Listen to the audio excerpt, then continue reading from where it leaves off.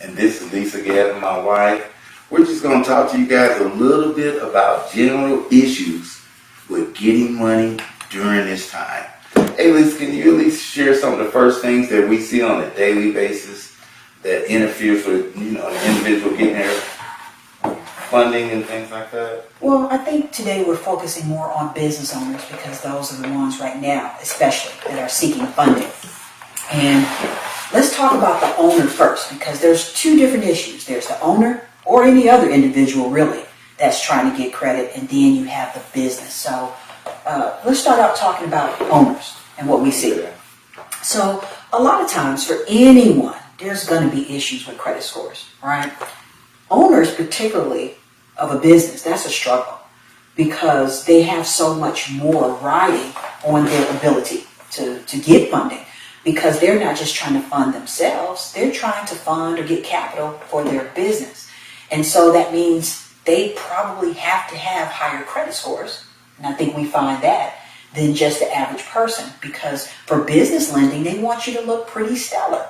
So if the owner is not looking at 680s and above, probably 700s, what you say? 700, 720 to get the best interest rates, yes. Right. So if you're not in that ballpark, you're probably not going to get approved for funding, even if it's for your business and your business has a better track record. They still want to look at, especially in these times, they want to look at the individual to say, can this person substantiate me giving money, even if it's to the business? But if something happens to the business, which is very common in these times, the business might not make it, that individual still has to back that money, because they're not going to give up collecting that money. They want the individual to also be able to hold that loan. So we definitely see that. I think one of the biggest things, in conjunction with the credit scores and what you're saying, Lisa, it's like I can talk to person after person that don't really track their income. Yeah, that's a They biggie. just put all their money into the business account, but don't substantiate any other income for their personal expenses. That's true. Say their vehicles, credit cards, and things like that. So one thing that the bankers love to see is that, sure, the business is making money. They want to see some of that money going over to the personal account, a personal account, as justification where you can manage your own credit and own responsibilities. Right. Well, to elaborate on that, it's very hard for a lender to know the difference between what money your business is making and what money you are making. Because if you're not formally paying yourself, meaning you're on payroll, which is also a big problem, you're not payrolling yourself, or you're not consistently taking money out the account to pay yourself, but they can see that transfer separation of money, they may feel like all the money's just made for the business and the business is eating up all that money. So most people aren't necessarily operating profitable businesses. So how much are you paying yourself? How much of this money is really for you? How well can you pay your bills from the business? And so those separations, I think, are certainly an issue, absolutely, for most business owners. Vince, I want you to elaborate on one thing we see as a big issue individually, is the grasp of technology. Because you have 17 years IT, so I know technology is big for you. But please, tell us some of the things you notice with people when it comes to technology that the lenders are expecting you to be able to tap into to get money. Yeah, what's surprising in today's world, the internet and computers, they became such a part of our society. And one thing that I've noticed with the lenders, they have adopted the philosophy. They expect you to have an email address so you can do email correspondence. At bare minimum, right? Some simple stuff. Right. They love for you to have a bank account.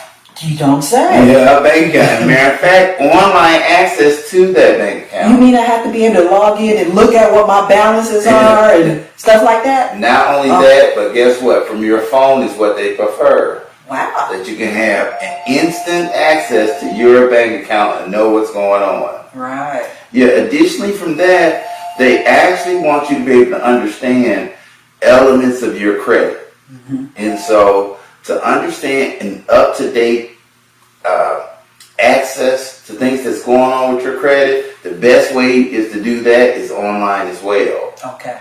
And so document submission, they want you to do email correspondence, things like that. That means you would have to be able to like download a statement as a PDF Yes. file, PDF Yes. file, perhaps be able to save that on your computer, perhaps be able to email that back to someone, Yes. or upload it to the credit application that you're doing online. Yes? Requirement. Absolutely. Wow. Now what happens, one thing I want to really share for us, I want to say more mature Americans. Okay. More mature Americans, I don't think they ever had the insight that a bank can actually go into your particular account and look at your deposits, what you currently have in the account, what type of activity. Right. In today's world, that access is prevalent. Banks can do that today.